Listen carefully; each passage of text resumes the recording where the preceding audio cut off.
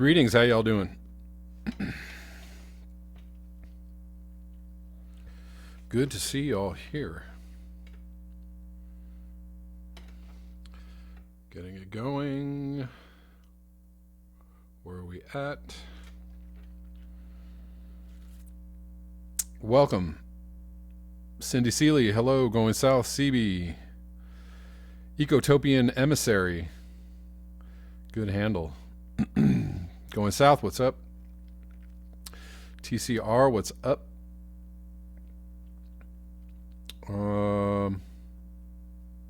Cool. Can y'all hear me okay? Firecracker, hello. Leslie Wheeler. Greetings, people. Just gonna open up some browsers. I mean some windows, tabs, whatever they're called. You know what I'm trying to say. Jacob Gordon, hello. Welcome.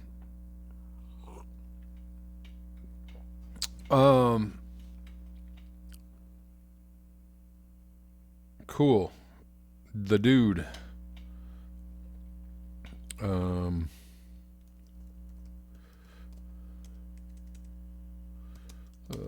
see.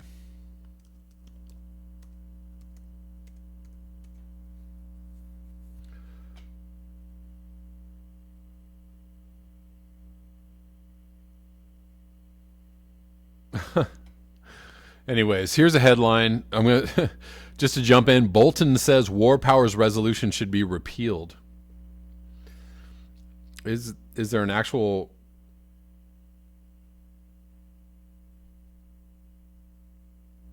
war powers resolution? It's already written in the Constitution that the president is supposed to get approval from Congress to commit acts of war or take military action. And that has gone by the wayside for decades. So there's that.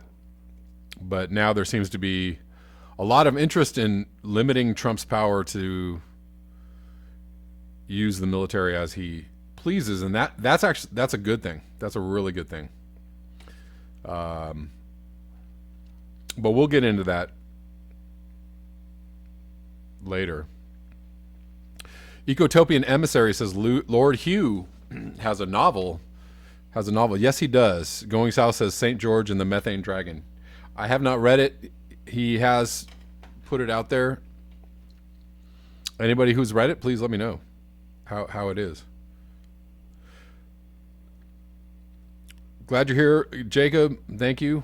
Yeah, I know it's not easy to make the live streams only happen 1 hour in the entire week, so it's not always easy for people to make it. Jenny Malloy, hello. All right, so Leslie Wheeler is coming from South Central Oregon. Greetings, West Coast greetings.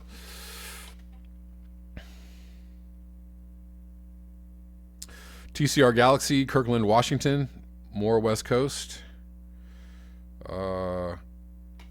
Going south is coming from Greenland. Mauricio, greetings from the Ivory Coast. Right on.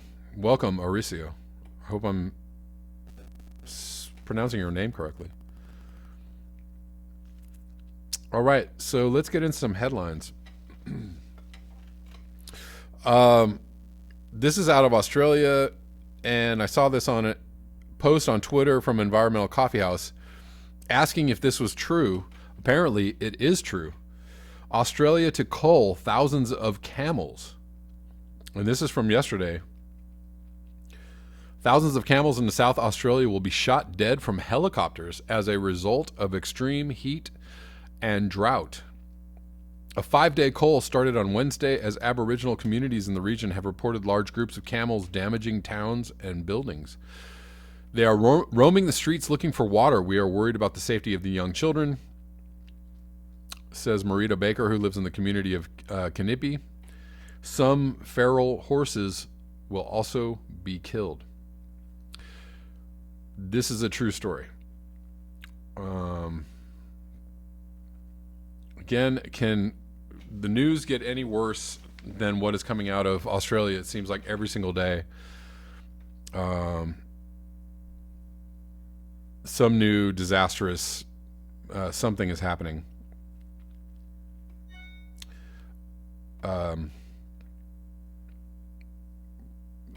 Animals dying, mammals dying, species dying, animals having to be killed, drought, fires, floods. Also hearing reports out of Australia that the economy seems to be tanking as well. So that, they are getting it from all sides. Another headline out of Australia bushfires, smoke drifts as far as South America. Skies have already turned bright orange over Auckland in New Zealand as wildfires continue to ravage Australia, killing 24 so far. This is from Tuesday, January 7th. Smoke from wildfires in Australia is drifting across the Pacific to cities in South America and may have reached the Antarctic, the UN World Meteorological Organization has said.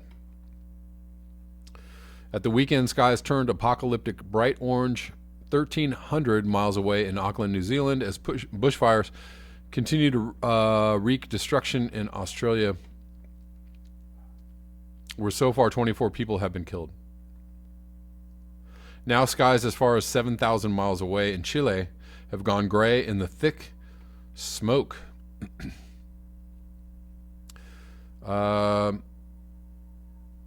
The sunset in Argentina's capital, Buenos Aires, has turned red from the smoke. The news just keeps on coming.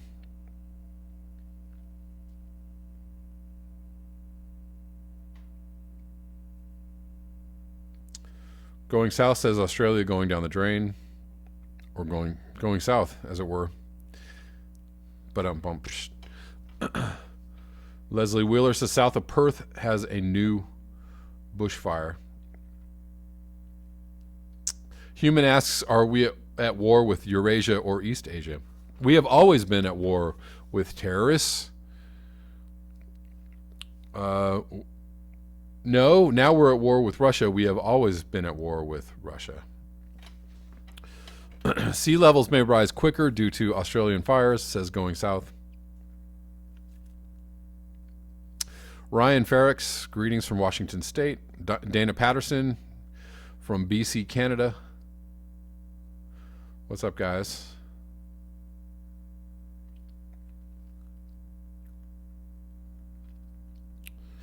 Another interesting headline from The Guardian. This is from George Monbiot. I don't know if anybody saw this. The headline of this article that came out yesterday is says lab-grown food will soon destroy farming and save the planet.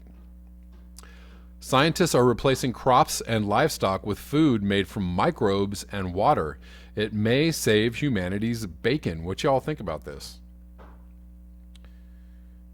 It sounds like a miracle, but no great technological leaps were required.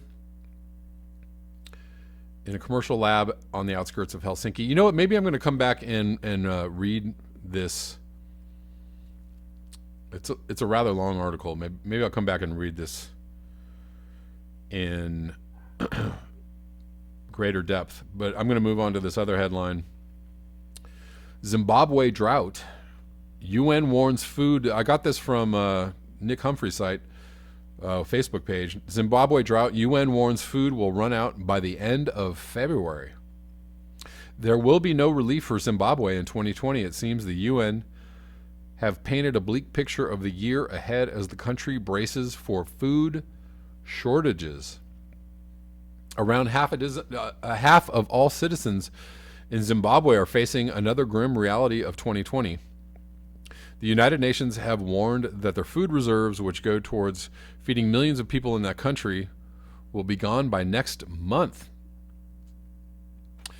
So this is something that has been talked about pretty widely, not wildly, but widely, in the last year, as there have been a lot of flooding. There's been a lot of flooding going on globally, and the talk has been about impacting food supplies in the coming year. So far, we haven't seen really that happen in the United States or any other Western nations, but in Africa, of course, where the food supply is not as, steady as it were. They're feeling some shocks from past events. United Nations have warned that their food reserves, which go towards feeding millions of people in the country, will be gone by next month. The startling claim comes as experts shared a horrific forecast. Our neighbors to the north are facing another dry, unforgiving season that threatens everything on the production line. From livestock to crops, planted seeds have failed to germinate, and 2019's maize is down 50% on 2018's haul. And another commenter just said something about, I believe it was Mexico or another country in South America, that the farmers are seeing much fewer seeds in their crops. So the actual seeds which they use to replant their next crop, the seeds themselves are down because of drought or whatever weather, climate change. Is affecting the plant's growth cycles. This is not good. This is very scary. So Zimbabwe being a place that may be seeing, the end result of extreme weather or climate change affecting crop losses, then affecting the availability of food for its citizens.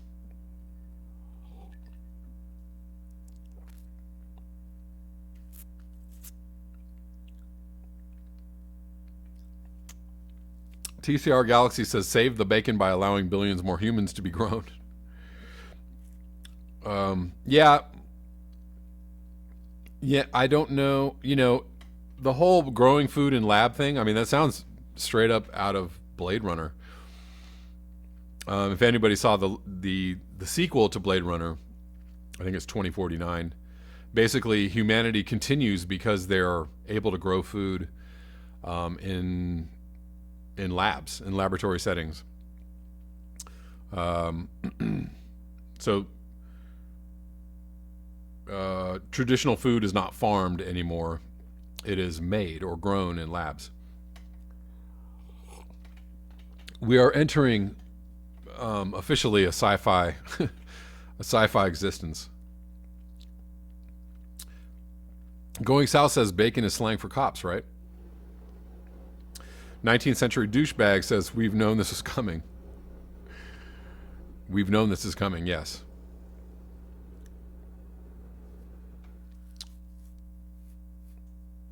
The dude says camel culling is to prevent them from drinking up storage ponds at rural farms and such. Question. Yeah, well, apparently they're affecting indigenous populations, and they're like wandering into towns and trying to get food and water.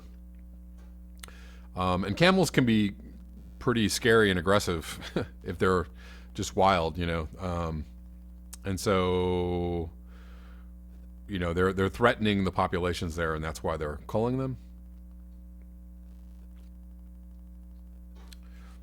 19th century douchebag says yummy lab lobster.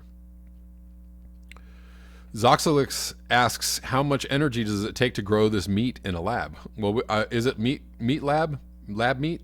I don't know. We'll go back and I'll go back and get in depth to that story, and we'll find out exactly what it is.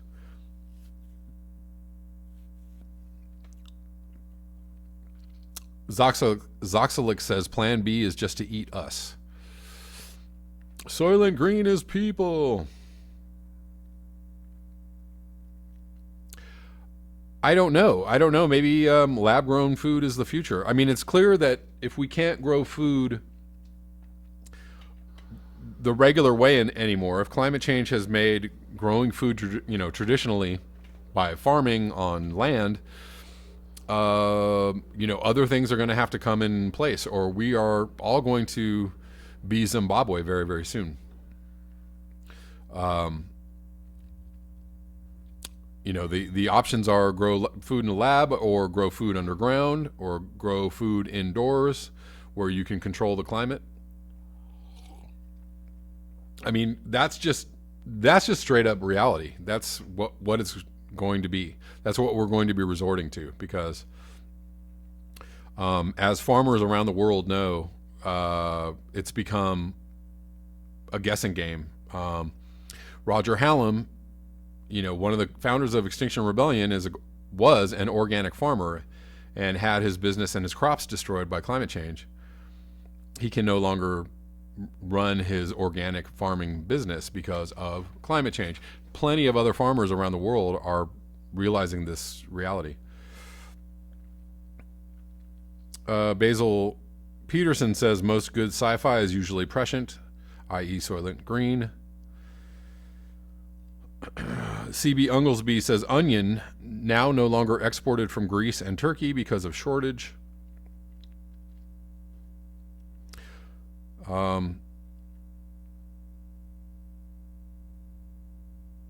Going South says 3D print food. Delicious.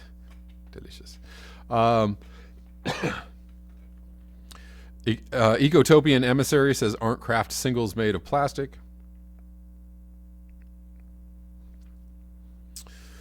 We're going to have to find alternatives to our traditional food growing and gathering methods real soon.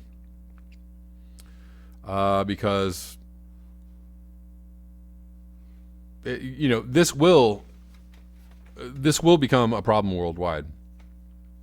Zimbabwe is just a harbinger of what we will be seeing in other countries. Already Europe has certain vegetable shortages, some food shortages. I don't know what's going on in China or in the East as far as that goes, but in small numbers, it's happening in Europe. Most likely going to start happening in North America as well. I don't have any information on South America. If anybody has any information on that, would love to hear it. Mustafa, a guy, says then World War III is around the corner after all. Anthony Davis, hello. Osama, hello. So let's move on. So as I was just saying about droughts and extreme weather affecting food harvest, this is from January 6th. Droughts and floods hinder U.S. wheat production. And here we go. This has been an ongoing story all this last year, and is still in effect. This is from Evansville, Indiana. After record-breaking rains ruined upper Midwest wheat harvests, drought now threatens the nation's grain growing farther south. Lack of rain during the fall left farmers in Kansas, Nebraska, Oklahoma, and Texas, where the majority of the nation's winter wheat is grown, struggling to get their plants to grow. The rain has shut off in July, and we haven't had any meaningful moisture until Thanksgiving Day, said Kyler Miloshaski, a wheat farmer in Lacken, Kansas. It's been extremely dry. During that same period, rain pummeled the upper Midwest. States like North Dakota, which produces large quantities of spring wheat, experienced massive flooding, and farmers battled mud and ice to harvest their crops. The farmers are saying it was the most challenging harvest in a generation, said Jim Peterson, the policy and marketing director for North Dakota Wheat Commission. We still have acres that have not been harvested.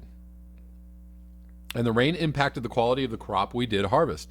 The two opposing and damaging weather patterns hit the two areas of the country that grow the majority of U.S. wheat. In the lower Midwestern states, farmers grow winter wheat, which they sow around October. It develops its roots during the fall and then goes dormant during the cold winter months. It begins growing again in the spring and is ready for harvest around June. Spring wheat, by contrast, is planted farther north in the upper Midwest, where winters are much too cold for winter wheat to survive. Like many commodity crops, it is planted around April and harvested in the fall. The 2019 growing year was disastrous for spring wheat, with heavy rains and floods preventing farmers across the region from planting and harvesting. Farmers are resilient, Peterson said, but this is hard. We'll probably see more farm auction sales for a while because of this. Farther south, winter wheat growers are in the midst of their growing season. Right now, it is in dormancy, said Marcia Boswell, a spokeswoman for the Kansas Wheat Commission. We are just waiting. It's hard to predict what will happen. But the conditions are not ideal, she added quickly.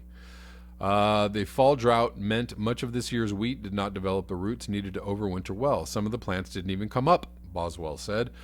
Farmers are watching their fields closely. They will need spring rains for their surviving wheat to mature. There is a lot of waiting and a lot of helplessness in farming, Miloshavsky said. There are times when you know all you need is an inch of rain, and that will save the crop. And there's nothing you can do about it. Oh no. Not good.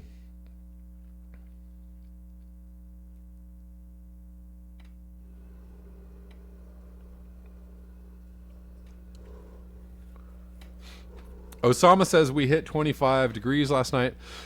Yeah, and you guys are going to be up in the 70s again, like this weekend, which is a little bit early, considering it's January, right?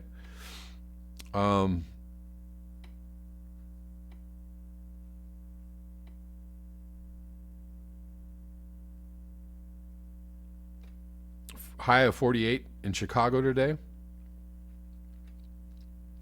Human says growing crickets in basement. Yep. Get ready for some cricket tacos. Cricket tacos, anyone? Yeah, Ecotopian Emissary. Yeah, usually in Chicago around this time of year. I've been in Chicago many times around this time of year, and it's like 20 degrees. 25. Not 50. 50 is spring weather. Prudone, hello.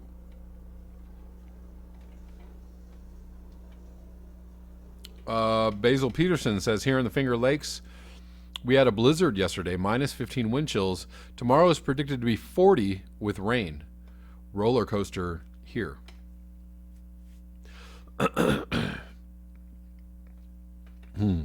Zoxalix says, give me some insect flour. Yummy.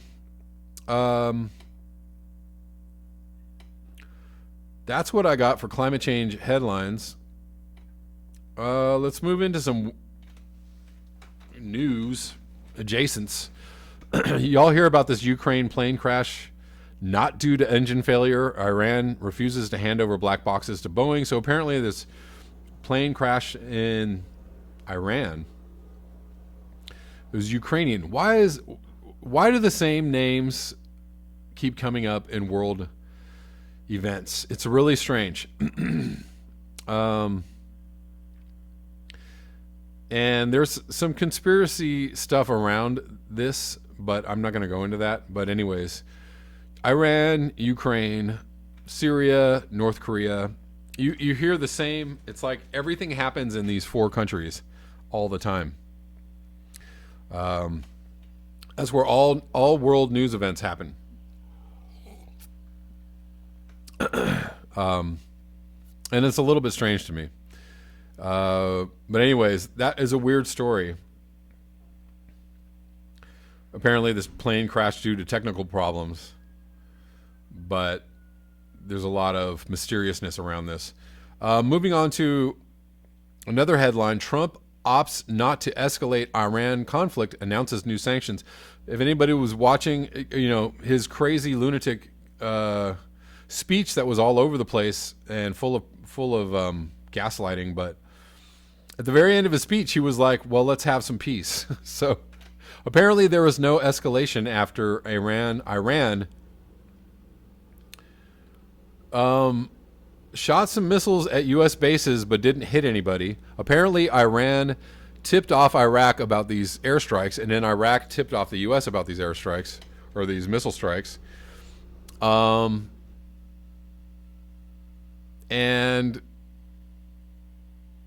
it's a weird story because this all seems very calculated. Somebody left a comment yesterday about the fact that the Iranian airstrikes seem to be super coordinated as to not hit anybody or hurt anybody. And that it seems to be very true that this was, we have to, do something to save face, but we don't want to escalate this further. So, deep breath and cross fingers that we are not heading into further escalation in Iran.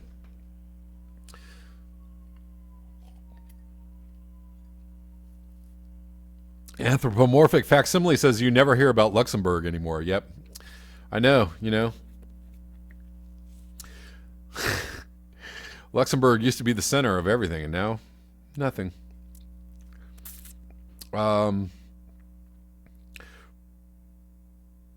Zoxalix says maybe Iran shot it down on purpose. They are the axis of evil. Right, exactly. The axis of, and that's what I'm trying to say. The axis of evil. It's always like these same places where. Okay, so look, this is not what I think. So please, people, don't freak out because I'm going to say this. There are some people that believe that these places like North Korea and Iran, and to some extent Syria, are run by the CIA. That basically the CIA controls what is going on in these places. That they foment the discord. They basically and Ukraine you could add to the list, right? It's a CIA run. These entire countries are basically directed by the CIA. The CIA, they make things happen in these countries, and then the whole world is like, oh my God, what are we gonna do? They help in the whole thrust of manufacturing consent, right? That's just a theory. That's not my theory. I'm just saying that some people have put this out there. So it's very, when you start looking at things that happen around the world, that we never really go to war with North Korea or Iran, or really go to war with Ukraine or Syria or Russia or anybody. I'm not saying Russia is CIA controlled, but who knows?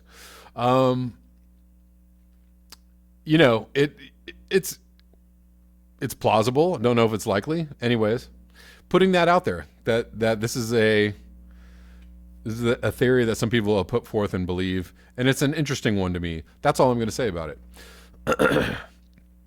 But again, this whole thing that's been happening with Iran is basically,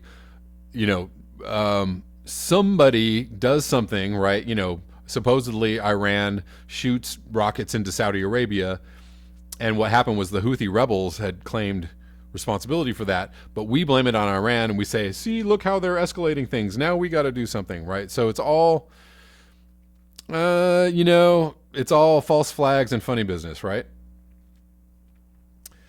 Right. Osama says they are trying to blame the plane crash on Iran, but is Iran really to blame? Nobody knows. Nobody can tell what's going on. Yeah, so, whatever. I'm just putting that out there. I'm not saying that's what I believe. I'm not saying that's true. And I would like to talk about this further in another video, but maybe not today. But the thing is, it's interesting.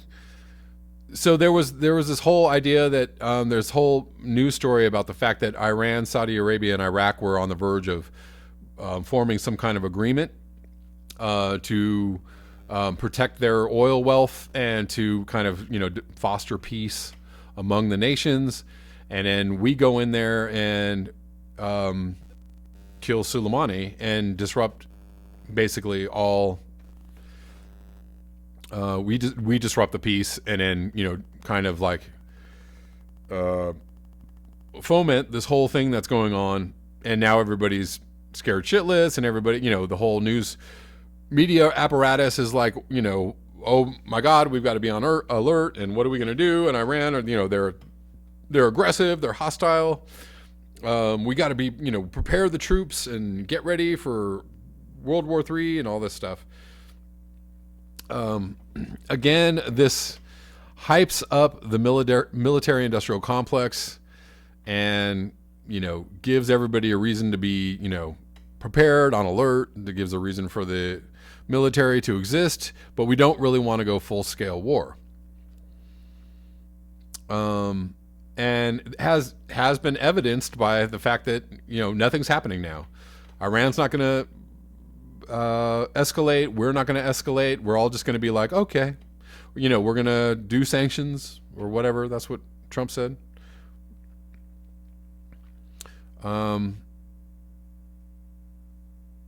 Anyways, this just keeps the, the war games, going.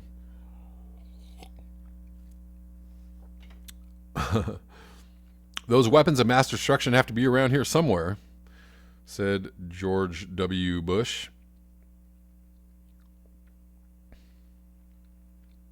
David Cardell says they never need to control anything anywhere. All they need to do is control the news from these places, which they do.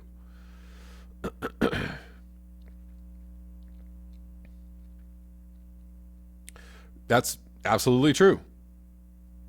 And that is, a part of the manufacturing consent for everything that we think and believe in order to support this endless war. To support, reasons for us to have 20, 30, 40, 50 military bases all over the Middle East and, continue to fund these war games. And that's all they are, is war games.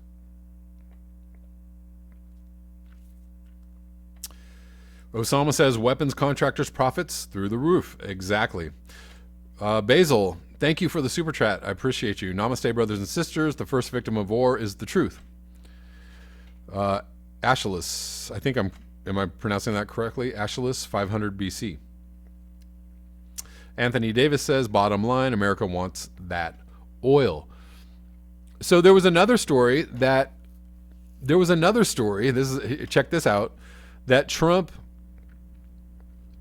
baited Soleimani into being outside of Iran. He baited him into being in Iraq, that Trump asked Soleimani to be the go-between in this peace accord between Saudi Arabia, Iran, and Iraq. Soleimani went into Iraq and then they killed him. That's another wild story, if that's true. Anybody heard that one? I don't know. Anyways, to move on to something adjacent of that story, it's about to get weirder, guys. One of Trump's most vocal critics on Iran is Fox News' Tucker Carlson. And there was a story on the Hill today about the possibility that Tucker Carlson basically goaded Trump into de-escalating the situation,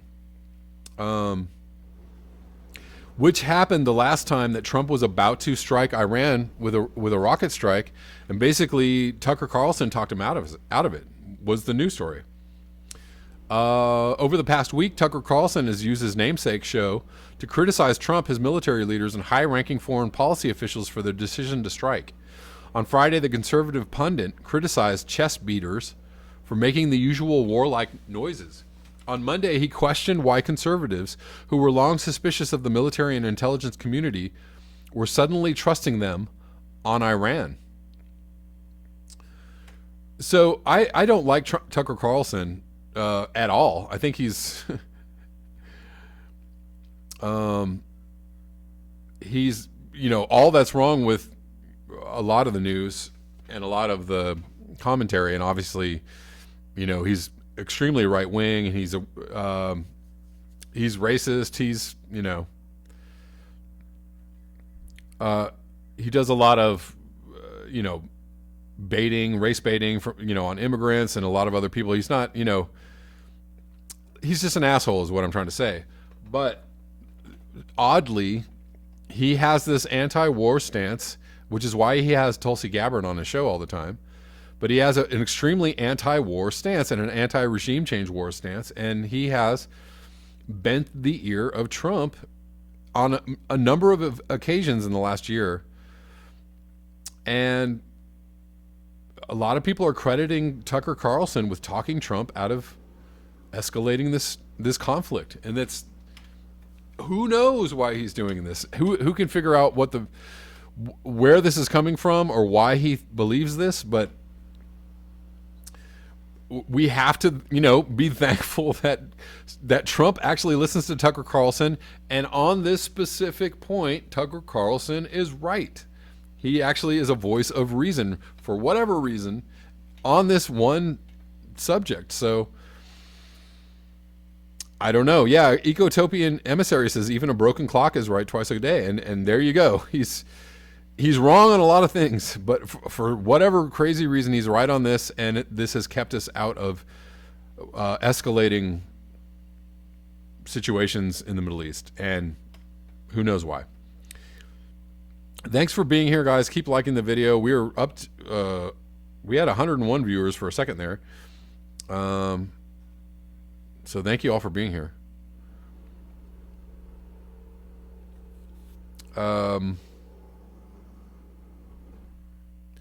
Yeah, I mean, I can't stand Tucker Carlson. Every time I hear him talk, I lose my mind.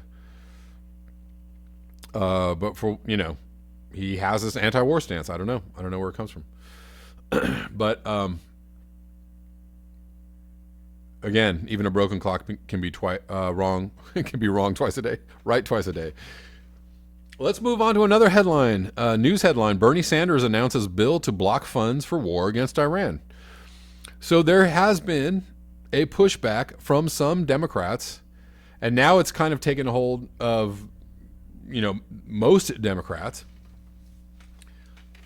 that they're going to try and limit Trump's power to conduct military strikes or war without congressional approval, which is already in the Constitution. This was stripped, or this ability to wage war wherever we wanted, whenever we wanted, was actually something that was ramped up under the Bush administration, was carried on through the Obama administration, and is carried on now through the Trump administration. And now people are saying, hey, hold on 1 second. This is not how it's supposed to work. So Bernie Sanders is a leader in trying to restrict the president's power to conduct war. So now this is spread. The House to hold symbolic vote on stopping Iran war. So there was now, after a day of uncertainty, Speaker Nancy Pelosi announced Wednesday that the House would move forward with a vote on a resolution limiting the president's war powers, which shouldn't actually have to be voted on. It's already in the Constitution. They just have to roll back the things that have granted the president war, this extra war power, which is unconstitutional. On Sunday night, House Democrats were resolute that they would vote on the war powers legislation this week. By Wednesday morning, however, leadership hadn't scheduled a vote, and there was a talk that the House wouldn't consider the resolution until next week. So waffling and hemming and hawing from Democratic leadership, of course. But now that Bernie Sanders is one of the leaders in the presidential race for the Democrats, and he has already announced a bill. He's forwarding this idea that maybe the president shouldn't have this power. Now all the Democrats are like, oh, I don't know, maybe we should all yeah, this is a good idea, but we don't really want to commit to this because we're Democrats and we're actually totally with Trump doing all this stuff. Because if Joe Biden were the president, he would be doing the exact same thing as Trump. Sorry, guys who think differently, you're wrong. Joe Biden would absolutely be doing the same exact stuff in Iran and Syria. Don't forget Libya. Don't forget Yemen. Places that Obama went into and decided to, muck things up, because it's not just the Democrats for breakfast anymore. It's not just Republicans for regime change war anymore. It's the Democrats too. So yeah, those are my headlines for today.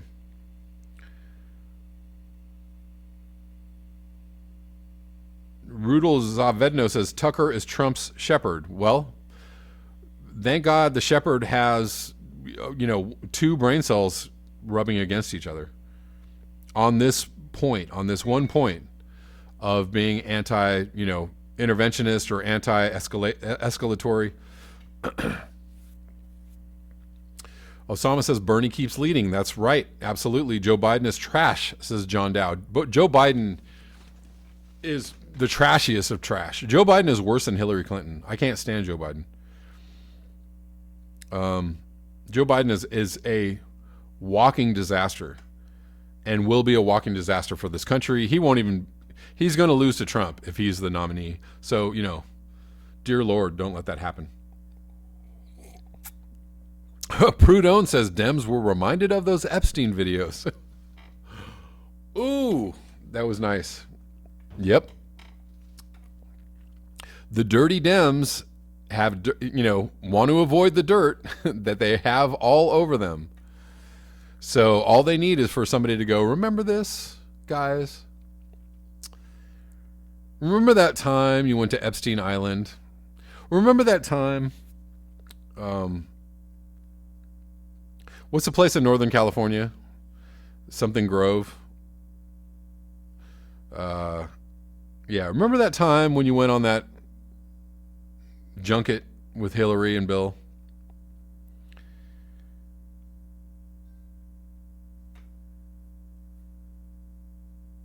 Osama says, too bad Shepard Smith is gone. He was the only actual journalist on TV.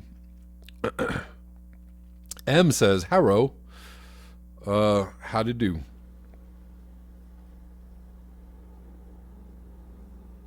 Prudhomme says, well,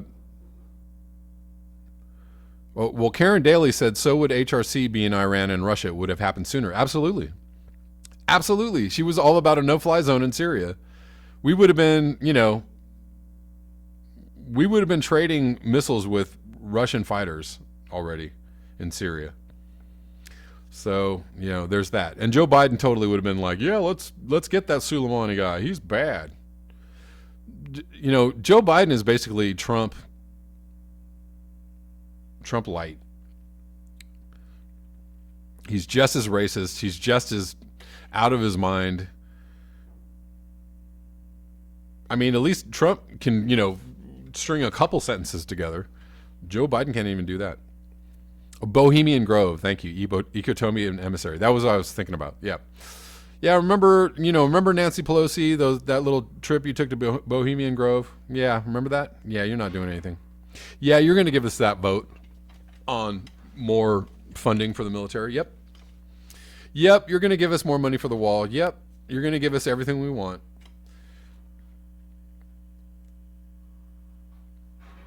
Osama says, I didn't vote for Trump or Hillary. Neither did I. Anyways, let's get back into a couple of these articles. I read the article about the droughts affecting U.S. wheat production. Let's go back to this lab-grown food will soon destroy farming, just because I'm interested in getting a little more information about this. It sounds like a miracle, but no great technological leaps were required. In a commercial lab on the outskirts of Helsinki, I watched scientists turn water into food. Through a portal in a metal tank, I could see a yellow froth churning. It's a primordial soup of bacteria taken from the soil and multiplied in the laboratory, using hydrogen extracted from water as its energy source. When the froth was siphoned through a tangle of pipes and squirted onto heated rollers, it turned into a rich yellow flour. Sounds appetizing. This flour is not yet licensed for sale, but the scientists working for a company called Solar Foods were allowed to give me some while filming our documentary, Apocalypse Cow. I asked them to make me a pancake. I would be the first person on Earth beyond the lab staff to eat such a thing. They set up a frying pan in the lab, mixed the flour with oat milk, and I took my small step for man. It tasted just like a pancake. But pancakes are not the intended product. Such flowers are likely soon to become the feedstock for almost everything. In their raw state, they can replace the fillers now used in thousands of food products. When the bacteria are modified, they will create the specific proteins needed for lab-grown meat, milk, and eggs. Other tweaks will produce lauric acid, goodbye palm oil, and long-chain omega-3 fatty acids. Hello, lab-grown fish. The carbohydrates that remain when proteins and fats have been extracted could replace everything from pasta flour to potato crisps. The first commercial factory built by Solar Foods should be running next year. All right, let's go lab-grown foods. Let's go Blade Runner 2049. The hydrogen pathway used by Solar Foods is about to be 10 times as efficient. Let's hope that's not the dystopia we're heading for, but so many parallels. It's a little bit scary. The hydrogen pathway used by Solar Foods is about 10 times as efficient as photosynthesis, but because only part of a plant can be eaten, while the bacterial flour is mange tout, you can multiply that efficiency several times. And because it will be brewed in giant vats, the land efficiency, the company estimates, is roughly 20,000 times greater. Everyone on Earth could be handsomely fed and using a tiny fraction of its surface, if, as the company intends, the water used in the process, which is much less than required by farming, is electrolyzed with solar power. The best places to build these plants will be deserts. We are on the cusp of the biggest economic transformation of any kind for 200 years. While arguments rage about plant versus meat-based diets, new technologies will soon make them irrelevant. Before long, most of our food will come neither from plants or animals, but from unicellular life. After 12,000 years of feeding humankind, all farming except fruit and veg production is likely to be replaced by ferming, brewing microbes through precision fermentation. This means multiplying particular microorganisms to produce particular products in factories. I know some people will be horrified by this prospect. I can see some drawbacks, but I believe it comes in the nick of time. Several impending disasters are converging on our food supply, any of which could be catastrophic. Climate breakdown threatens to cause what scientists call multiple breadbasket failures through synchronous heat waves and other impacts. So that is the big concern, and that concern is happening, is going to be a concern in the next few years, certainly in the next 5 years. So this does come in the nick of time if we're talking about staving off cataclysmic famine that looks to be coming our way in the next 5 years. The UN forecasts that by 2050, feeding the world will require a 20% expansion in agriculture's global water use. That's not going to happen. But water use is already maxed out in many places. Aquifers are vanishing, rivers are failing to reach the sea. The glaciers that supply half the population of Asia are rapidly retreating. Inevitable global heating due to greenhouse gases already released. It's likely to reduce dry season rainfall in critical areas, turning fertile plains into dust bowls. A global soil crisis threatens the very basis of our subsistence, as great tracts of arable land lose their fertility through erosion, compaction, and contamination. Phosphate supplies, crucial for agriculture, are dwindling fast. Insectageddon threatens catastrophic pollination failures. It is hard to see how farming can feed us all, even until 2050, let alone to the end of the century and beyond. That's all. The article goes on, but I'm not going to read the rest of the article. It's quite long. But I will link this below. Very interesting news. I don't know. It's great if we can stave off mass starvation and, cataclysmic, hundreds of thousands, if not millions of people dying because of mass starvation or food shortage or famine. that's not pretty. That's not anything anybody wants to see. We do have to deal with our consumption of other things, not just food, water, energy, all the things that we need to keep ourselves alive. All of these things fit into the consumption paradigm that is destroying the earth. It's not just about food.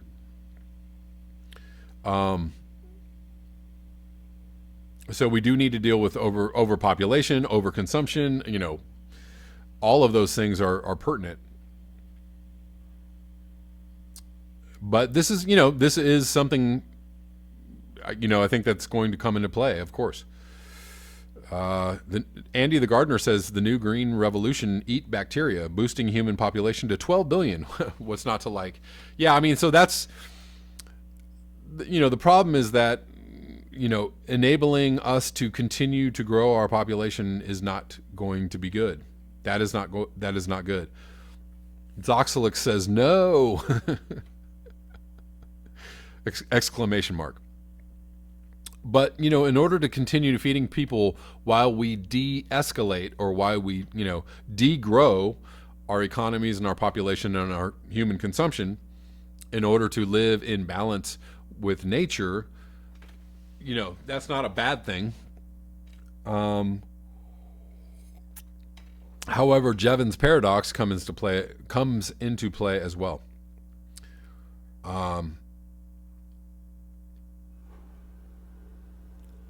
The 19th century douchebag says, use lab-grown and vertical farms to allow the land to replenish itself. We shouldn't be growing large crops anymore. And that's one way that this lab-grown food could help. By we can regreen, rewild. We can instead of clear cutting, and deforesting all the tracts of land that we need right now to grow all the food that we're using globally.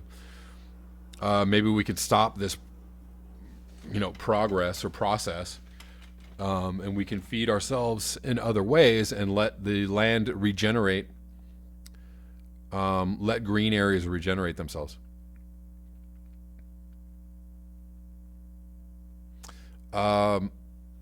M says, so I brought up the NOAA heat anomaly map. Yeah, what's going on with that? Hold on. And then M says, then it was quiet. I didn't see that comment. Did anybody else see this? Anybody else know what's going on? I mean, there's heat anomalies every day. I see heat anomaly maps every single day on my Facebook feed. It is, the anomalies in the Arctic are daily and ongoing. So the Arctic is constantly in a state of heat, too hot. In other places on the globe, it is too cold, too hot. The jet stream's out of whack. The jet stream is weak. It's just, I don't know, this isn't necessarily, it's always bad, and it's always happening every day. It's not necessarily news or new news. Not that it shouldn't be frightening.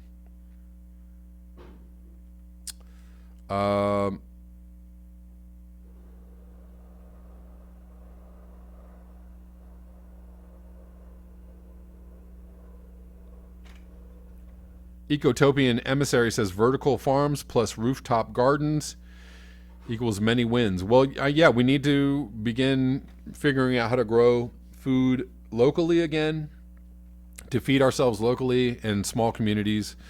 Not the way we're doing it now, which is growing food all over the globe in order to ship it all over the globe.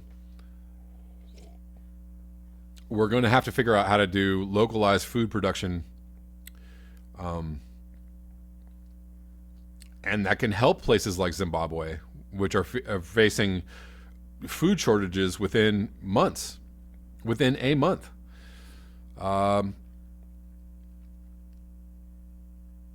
Tory Perjurers, hello, coming in right at the end, but good to see you. Prudone 100 says Jared Diamond collapse. I haven't read that. I've read another book by Jared Diamond, but I have not read that book.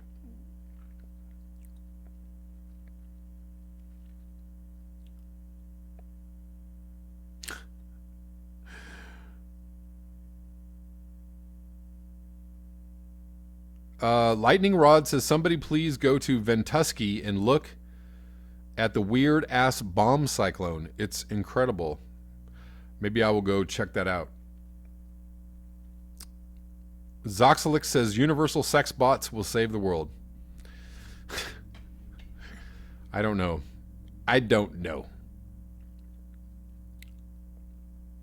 Personally, I like... Anyways, whatever.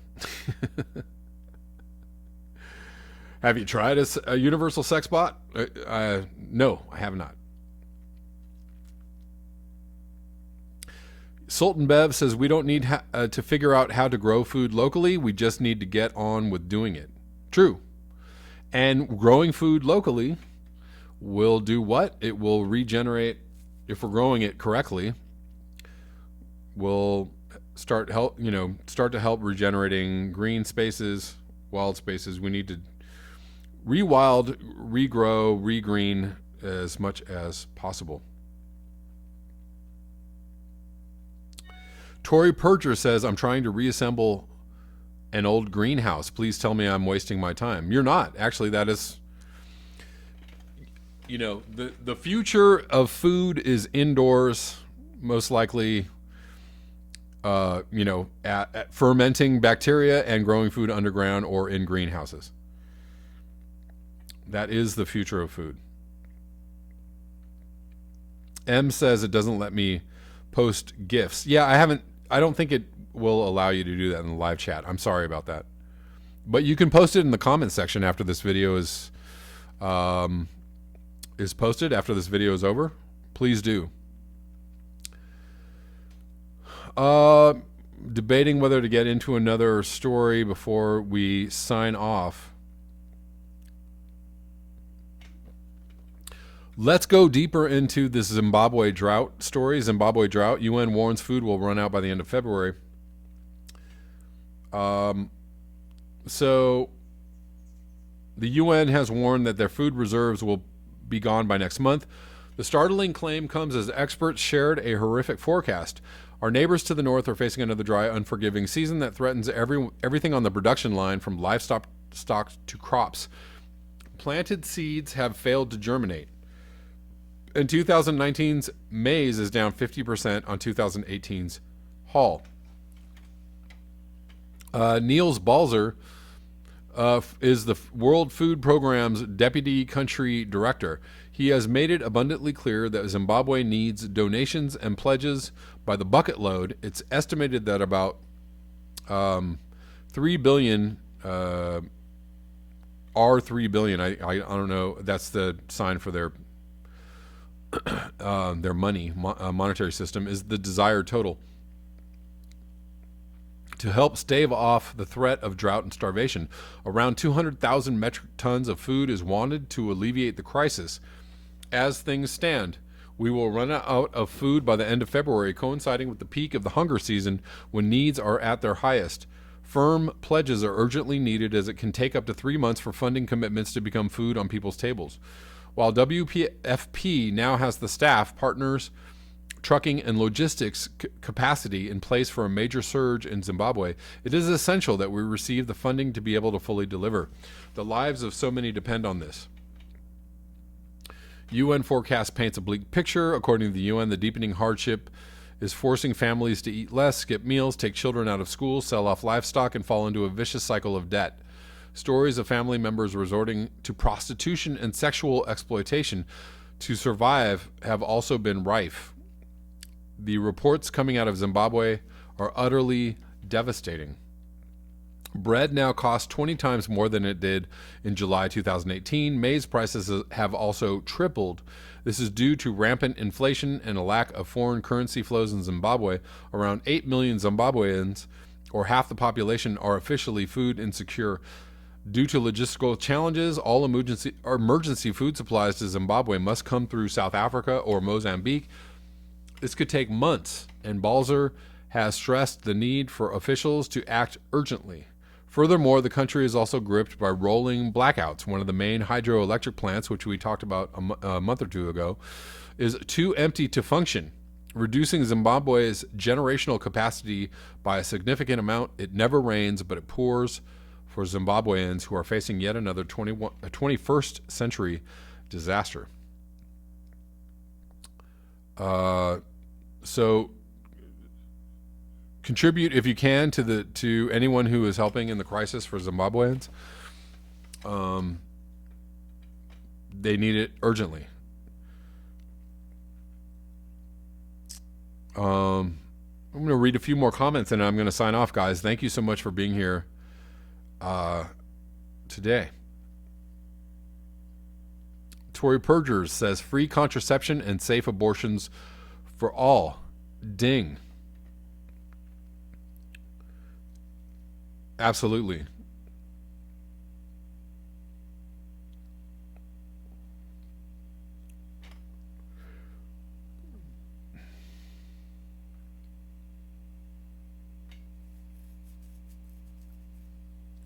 Matt Jacques says, last year McPherson was saying we'd be lucky not initiate global collapse crop failure by September 2019.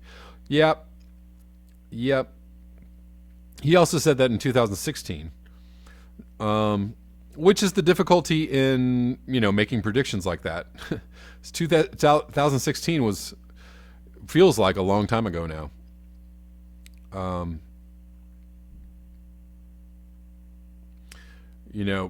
That's predictions get dicey because, a lot of predictions were made for this year, and here we are still, and here we all may still be here next year at this time. So, don't get ready for the end quite yet. I mean, get ready, but maybe don't live as if it's the end. Maybe today. Human says, please always wear clean underwear. Solid advice. And hygienic. Remember to floss. Exactly.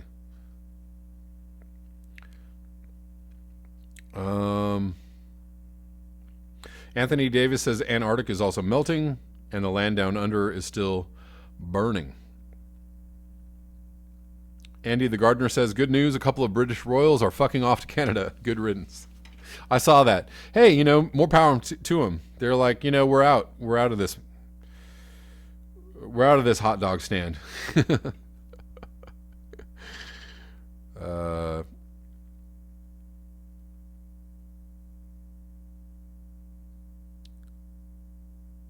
Karen Daly says, regarding Ukraine plane crash, I'm not trusting any mainstream reporting. I'm with you on that. I don't trust it, and the fact that it has to do with the Ukraine in Iran all that smells fishy to me. I'm like, Ukraine, really? Okay.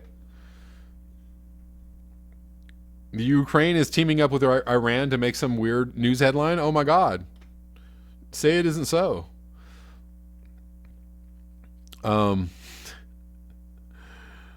So Justin, I keep seeing a lot of things about Justin Trudeau. What is he talking about? What's happening with Justin Trudeau? Does anybody care? Is it really anything that's earth-shattering? What is he saying? Has he got anything to add to anybody's quality of life? What's going on with Justin Trudeau?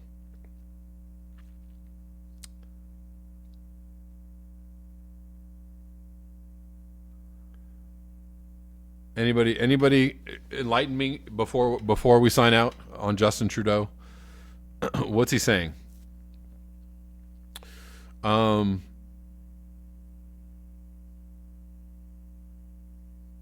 TCR Galaxy says, I have so many Cliff Bars and bike accessories stockpiled.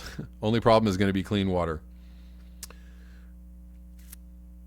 Water will be a hot commodity in the future.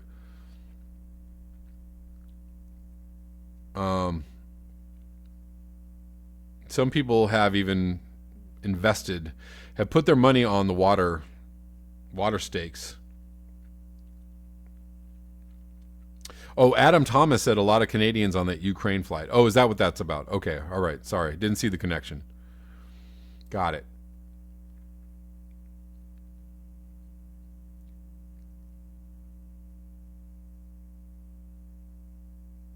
Got it. Okay. Well, then I guess we'll learn a little bit more, or or not. He said the plane crash was done by Iran. I don't believe that for a second. I don't believe that for a second. Or I don't believe it until I get a lot more information, because this sounds fishy. All of it sounds fishy. I don't like it. And nobody else does either. So there you go.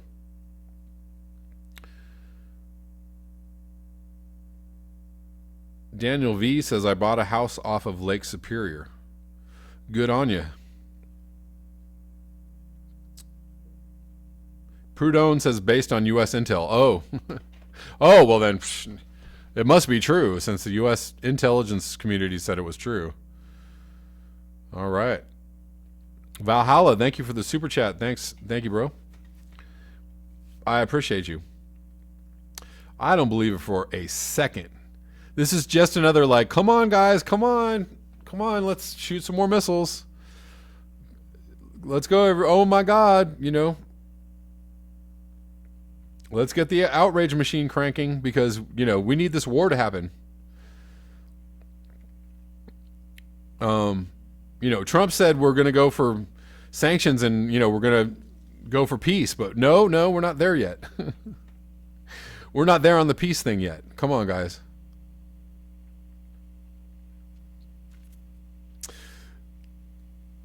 All right, guys, I'm going to take off. Thank you so much for being here. Excellent chat, as always.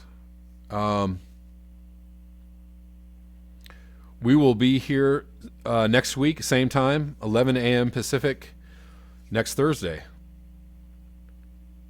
M says, I think someone shot down the wrong plane. Most likely. Most likely. Well, let's hope that this doesn't turn into something that it doesn't need to turn into. You know, sad story that a plane went down, and definitely heart goes out to anybody, you know, family of people on the plane. But let's hope this doesn't, you know, this isn't a reason to escalate things. Zoxalis. Yeah, I saw that Michael Tracy video. Yes. He's doing good work, as always. Thank you guys for being here. I appreciate you. I got to take off. That's all for me today. We'll see you on the next video. And peace out.